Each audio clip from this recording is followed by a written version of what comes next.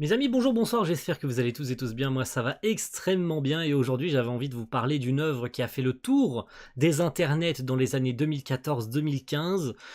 On espérait tous une suite, il y a eu un film également et on espère toujours, malgré que ça fait bientôt 10 ans que l'adaptation en animé est sortie, une suite, une saison 2, de multiples articles existent encore sur internet pour se poser de multiples questions sur oui ou non est-ce que ça reviendra. C'est No Game No Life. Je vais vous parler un petit peu de No Game No Life, des raisons personnelles qui expliquent pourquoi il n'y a toujours pas d'adaptation en animé, et évidemment essayer de répondre à l'interrogation qu'il y a sur la miniature. Pourquoi est-ce que No Game No Life en vaut autant la peine? Pourquoi est-ce qu'il faut continuer à s'intéresser à l'œuvre? Est-ce qu'on peut se rabattre sur les light novels, etc., etc. Pour commencer, No Game No Life, c'est quoi? C'est une série de light novels sortie en 2012 et écrite par Kamiya Yu. Le frérot n'est pas japonais, je l'ai appris il y a très peu de temps. Ouais, Kamiya Yu est brésilien. Voilà, il a très probablement quelques souches japonaises parce que son véritable nom c'est Thiago Furukawa Lucas. Donc il a très probablement un de ses deux parents qui est japonais, ce qui explique pourquoi un brésilien écrit des romans japonais, hein, pour faire simple.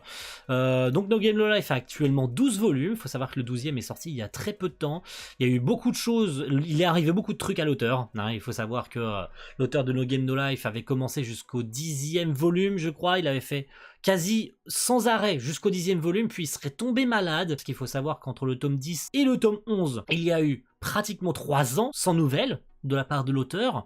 Et il est donc revenu avec ce 12e volume qui est sorti courant du mois de février 2023, je crois, en mi-février. No Game No Life continue très bien à se vendre, hein, il faut le savoir. Hein. On parle de plus de 3 ans, pratiquement 3 ans sans nouvelles. Le lectorat n'a pas laissé tomber No Game No Life. Ils sont restés patients, ils ont attendu impatiemment que le light novel revienne, et No Game No Life continue à se vendre. Très bien même d'ailleurs. Donc en 2014, 2 ans après le début des light novels, il a eu son adaptation en animé chez Madhouse, publié un petit peu partout. Tout le monde l'a vu cette adaptation en animé. Tout le monde y a émis évidemment de ses petites critiques, hein, que ce soit par son univers, par ses héros et héroïnes, et de par tout ce que ça raconte, et des choix de réalisation, etc., etc. Mais ce qui nous intéresse le plus, c'est à la fois son réalisateur, mais aussi son producteur de l'animation. On parle de Atsuko Ishizuka. Donc l'animé c'est Kenji Nakamoto. Pourquoi je vous parle de ces deux loustiques? Pourquoi je m'attarde un peu sur eux? Ils sont donc plus ou moins équipiers, hein, parce qu'ils ont participé ensemble à plusieurs productions déjà qu'a réalisé Atsuko Ishizuka, mais aussi à laquelle Ishizuka a participé seulement en tant que storyboarder ou en tant qu'assistant réalisateur. Je pense à Nana ou encore à Monster, où ils ont participé ensemble, se sont occupés de No Game No Life. Je ne crois pas que Kenji Nakamoto ait été crédité sur le film, parce que je l'ai vu récemment No Game No Life 0, et je crois qu'il n'a pas été crédité dessus, mais il aurait apparemment été crédité sur le dernier film qu'a réalisé Atsuko Ishizuka en 2022, Goodbye Don Gliss, même si encore une fois je crois que Kenji Nakamoto n'est pas crédité dessus, mais il aurait quand même été animé sur le film. Rien pour le confirmer, évidemment. Entre 2018 et 2022, ils ont presque rien fait. Ils ont disparu de la circulation, littéralement, hein, sauf Atsuko Ishizuka, qui aurait été storyboarder sur la série Chihaya Furu saison 3 en 2019, mais Kenji Nakamoto, il a un tout petit peu disparu. Je m'attarderai et j'en parlerai tout à l'heure. Pourquoi est-ce que je précise ça? Donc No Game No Life et No Game No Life 0, ça parle de quoi? No Game No Life raconte l'histoire de Sora et Shiro, deux Nittes, de Zikikomori, donc un frère et une sœur plutôt, qui ne sont pas reliés par le sang, et c'est important de le préciser pour des cas de fanservice dans la série qui en fait beaucoup débat et qui font toujours débat d'ailleurs en 2023. Ils sont des surdoués, ils sont appelés les Blancs, et ils vont affronter, alors plus grande surprise, hein, Tête, qui est littéralement le dieu du monde dans lequel ils vont être absorbés, ils vont être invoqués, ils vont être téléportés dans ce nouveau monde, car Tête va perdre contre eux. Voilà, il va perdre contre Sora et Shiro, et par la force des choses, ces derniers vont être téléportés dans le monde de Disboard, dont il est littéralement le dieu unique, hein, il est le dieu régisseur de ce monde, et tout se joue par les jeux. Donc il n'y a pas de guerre, il n'y a pas de mort, il n'y a pas de meurtre, il n'y a rien. Il y a 10 règles à respecter, 10 serments qu'il faut absolument respecter sous risque d'être puni, je suppose, parce que absolument personne n'a eu ne serait-ce que l'idée, ne serait-ce que la pensée de ne pas respecter ces dix serments de la part de Tête, jamais personne. Hein, c'est jamais précisé une seule fois dans l'œuvre que quelqu'un a transgressé les règles. Jamais, ce n'est jamais arrivé. Ils vont se prêter au jeu et ils vont se hisser jusqu'au sommet en devenant le roi et la reine de la 16e et dernière race qui existe dans cet univers, car il y a une espèce de classement qui régit et qui permet d'expliquer quelles sont les meilleures races au jeu, qui est-ce qui a le plus de territoire, qui est le plus puissant, qui a la plus puissante armée, etc. Même si, attention, il n'y a plus de guerre une fois de plus dans cet univers, même si No Game No Life Zero est là pour répondre à pas mal d'interrogations concernant certaines races, certains personnages, certains descendance, pourquoi d'ailleurs Disboard est comme ça aujourd'hui, quelles circonstances a eu un personnage qui a agi dans le passé, qu'est-ce que ça aura eu comme conséquence actuellement dans l'œuvre, dans le présent, etc. etc. Donc ils vont devenir les rois et reines donc, des Humanity, donc ils sont ni plus ni moins que des humains tout à fait banals, hein. Il y a pas plus banal, hein. C'est des humains qui ne peuvent pas utiliser la magie, donc ils sont la race la plus faible, donc ils sont derniers du classement sur les 16 races. Hein. Il n'y a pas plus simple. Hein. Sora et Shiro, extrêmement intelligents, extrêmement rusés, vont donc devenir rois et reines des Humanity, et vont vouloir affronter une nouvelle fois Tête, parce que visiblement, une seule victoire aux échecs, ça leur a pas suffi. Ils veulent réunir toutes les races, donc vaincre toutes les races, affronter toutes les races, pour s'allier à eux, parce que tout pourrait laisser penser que Sora et Shiro veulent les assouvir, même si attention, c'est leur but, hein, de les assouvir, mais surtout de leur voler leurs pièces d'échecs, car chaque roi et reine, chaque représentant des races possède une pièce d'échec, et une fois que les 16 pièces d'échecs sont réunies, tu peux affronter Dieu, tu peux affronter Tête. Donc le but principal de Sora et Shiro sera de grimper les échelons, affronter toutes les races pour affronter une fois de plus Tête, hein, et très probablement pour prendre sa place aussi. Hein. Sur No Game No Life Zero, sorti en 2017, qui adapte le 6e volume du light novel. À lui tout seul, ce light novel est une histoire. Voilà, il n'y avait pas besoin d'expliquer pendant 36 ans pourquoi est-ce qu'ils ont décidé de l'adapter, pourquoi est-ce qu'ils ont sauté le 4e et 5e volume, parce que oui, j'ai oublié de le préciser, la première saison de l'animé adapte seulement les 3 premiers volumes du light novel, ce qui pourrait laisser penser une fois de plus que l'adaptation, que No Game No Life Zero par exemple était la suite directe, hein. Mais non, pas du tout, hein. No Game No Life Zero saute les tomes 4 et 5 pour adapter le tome 6, et uniquement le tome 6, parce que c'est une histoire qui raconte 6000 ans, ce qu'il se passe 6000 ans avant la naissance de Disboard, avant que notre chère Tête devienne le dieu de Disboard, parce qu'avant c'était un monde en guerre, toutes les races se faisaient la guerre, les humains ils étaient cachés parce que, étant la race la plus faible, ils peuvent pas participer à la guerre sous peine de se faire buter, et on va suivre les mésaventures. Parce que, autant le dire, c'est les mésaventures. On va suivre Riku qui, lui, fait tout pour essayer d'arrêter cette guerre à sa façon, et il va faire la rencontre d'une Ek Machina, donc qui est une des races. Hein. Cette Ek Machina, qui va porter le nom de Shuvi, va l'aider plus ou moins à lui faire comprendre comment fonctionne cet univers, comment est-ce qu'il va pouvoir arrêter la guerre, et va être le point central, le point principal, le pilier qui va permettre à Riku de trouver une solution pour arrêter cette guerre, pour assouvir toutes les races et y mettre définitivement fin, pour que quelqu'un puisse réaliser son rêve grâce à un artefact que seul quelque chose ou un seul événement pourrait faire apparaître, et si quelqu'un touche cet artefact, il pourrait réaliser son vœu. Et donc Riku, son but, grâce à Shuvi, qui va une fois de plus lui permettre de comprendre comment fonctionne cette guerre, comment est-ce que tu vas pouvoir atteindre tes objectifs, comment est-ce que tu vas pouvoir assouvir toutes les races, alors que tu n'es qu'un simple singe, un simple macaque, c'est comme ça qu'ils sont appelés d'ailleurs les humains, parce que c'est étant la race la plus faible, ils sont évidemment moqués par toutes les autres. Vous en doutez, hein, Riku va évidemment réussir son pari, au prix de beaucoup de sacrifices, d'énormément de sacrifices, dont celui de Shuvi. Triste. Hein. Je ne m'attarderai pas sur tous les aspects du scénario, à quel point Shuvi est importante et à quel point c'est elle qui porte tout le scénario, malgré que le personnage de Riku soit absolument incroyable. Hein. Mais c'est elle qui porte, c'est elle qui porte tout l'espoir, et c'est elle qui porte tout le scénario, absolument tout le scénario de ce film. Et on comprend plus ou moins comment est né Disboard, et pourquoi, surtout, principalement pourquoi Sora et Shiro sont là. Pourquoi est-ce que 6000 ans plus tard, Sora et Shiro seront invités par Tête Parce que déjà, les deux persos principaux ont les mêmes voix, disons-le, hein, les deux persos principaux ont les mêmes voix, mais et surtout parce que Tet va voir en eux ni plus ni moins que la réincarnation de Riku et Shuvi, hein, ni plus ni moins, il n'y a pas plus simple. Hein. Il va voir en eux leur descendant, leur réincarnation, qui va être capable, parce que Riku aura été le seul à avoir fait match nul face à Tet, et Sora et Shiro seront les premiers à battre tête pour la première fois de son existence. Donc oui, tout est fait exprès, évidemment, tout est fait exprès, tout est calculé pour nous faire comprendre que Sora et Shiro ont été invoqués dans ce monde parce qu'ils sont ni plus ni moins que la réincarnation de ces deux-là, et que même s'ils sont frères et sœurs, parce que Riku et Shuvi se marieront, ils seront mariés femmes, l'un n'empêche pas l'autre, tout était bien écrit. Après cette petite minute tendresse, je vais vous donner les raisons, mes raisons évidemment, parce que ne prenez pas ça pour argent comptant. Les gars, ne prenez pas ça pour argent comptant, je vous donne simplement ma version des faits.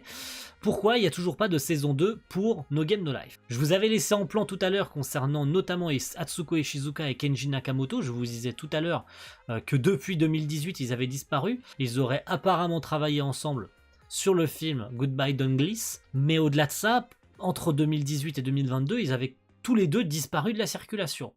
On pense aussi notamment au cas de Madhouse. Madhouse n'est pas mort. Madhouse n'est jamais mort. Madhouse continue à faire 4 à 5 séries par an. D'ailleurs, cette année, ils en ont déjà 5 de prévues. Donc, ouais, non, Madhouse n'est pas mort. Madhouse est très très loin d'être mort. Donc, du coup, c'est plutôt positif. Dans ce que je vous dis, parce que du coup, même si Atsuko Ishizuka et Kenji Nakamoto continuent à travailler ensemble, du coup ils pourraient revenir chez Madhouse, parce qu'ils sont, attention, des internes chez Madhouse. Hein. Celui qui pourrait être un instigateur pour la suite, et pour une saison 2, une pseudo-saison 2 pour No Game No Life, ce serait évidemment Kadokawa, parce que le light novel avait évidemment cessé pendant 3 ans, hein, à cause de la maladie de l'auteur, donc pendant 3 ans, entre 2018 et 2021, aucune nouvelle de l'auteur, donc... ouais, évidemment, ça a refroidi très probablement Kadokawa à faire une saison 2. Et malgré ça, le light novel continue à très bien se vendre. Alors, je n'ai pas les chiffres pour les autres tomes, parce que ça se trouve, le tome 10, le tome 11 ont continué à très bien se vendre après ça, malgré également les accusations de plagiat, etc. On peut pas dire que No Game No Life soit mort non plus, et que tout a été enterré. No Game No Life 0 a fait de très bons entrées au cinéma. Il a été extrêmement attendu en Occident. La série télé, malgré qu'elle fasse moins parler d'elle depuis plusieurs années, il n'empêche que quand le Blu-ray est sorti en 2019, un truc dans le genre, je crois que le Blu-ray est sorti chez nous tardivement, mais il est sorti quand même aux éditions Kana, ça s'est bien vendu, donc la série n'est pas morte, la série continue à faire rêver. Donc ouais, c'est bizarre du coup. Pourquoi on n'a toujours pas de saison 2? Parce que la fin de l'animé n'est pas la même que celle du light novel. Voilà. Pourquoi?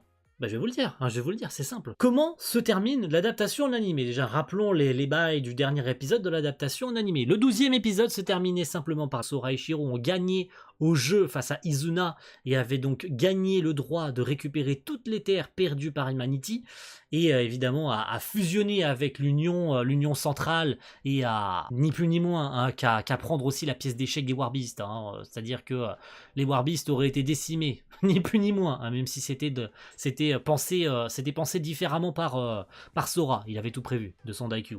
On se rappelle, attention, les deux héros ont 202 Q. Mais Nico ne l'entendait pas de cette oreille-là et a affronté une seconde fois Sora au pile ou face. Donc ça se joue à rien, c'est un jeu de hasard, mais Sora l'avait encore une fois calculé, 200 de QI, et ça se termine sur une égalité. Donc, ce qui était calculé par Sora, mais l'Union centrale va quand même fusionner et Humanity va quand même récupérer ses terres, attention. Hein. Donc ce qui oblige plus ou moins les Warbeasts à être littéralement aux commandes et d'être dirigés par Sora et Shiro. Voilà, les Warbeasts sont ni plus ni moins qu'aux ordres d'Humanity. On peut dire ça comme ça. Hein. Mais c'est sans compter sur l'apparition, et ça une fois de plus, Sora 200 QI, hein, l'avait calculé, l'apparition d'Anul de Deus. Ce sont les dieux créateurs des différentes races d'Humanity, enfin de Disboard. Hein.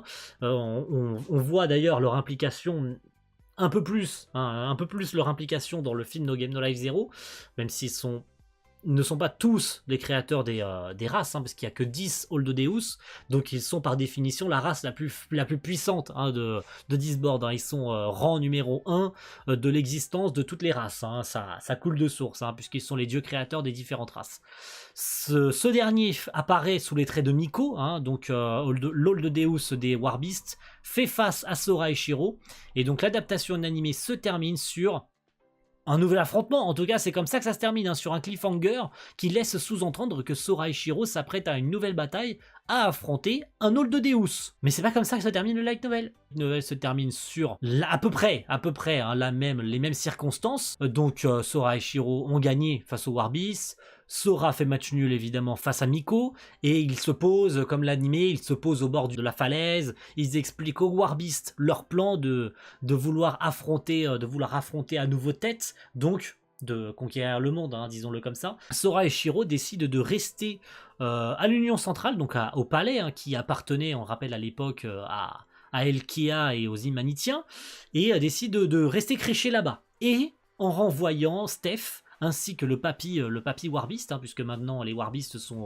doivent respecter les ordres donnés par Sora et Shiro.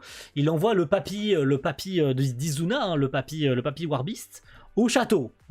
Littéralement, il les envoie se faire foutre, hein. Il leur dit, bon, vous rentrez au château, nous on reste ici. Donc il demande évidemment à Djibril de les escorter jusqu'au château. Donc ils restent tous les deux créchés au château.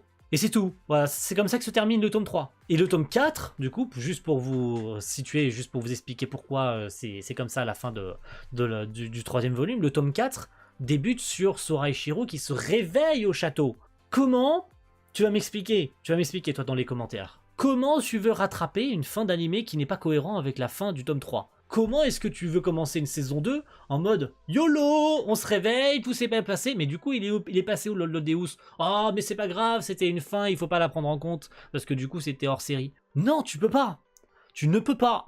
Tu ne peux pas rattraper une telle connerie, à moins que tu décides de réécrire la fin de la saison 1 et que tu commences ta saison 2 par rattraper la fin de la saison 1 en mode bah les couilles, tu vois, tu rattrapes la fin en mode le Deus finalement il décide de faire demi-tour et il n'y a pas d'affrontement. Genre soit tu joues la carte comique en mode lol de Deus finalement il veut pas les affronter, il fait demi-tour, soit tu découpes cette partie, et il ne s'est rien passé, le Deus n'est jamais arrivé. Mais là, par contre, ça serait n'importe quoi.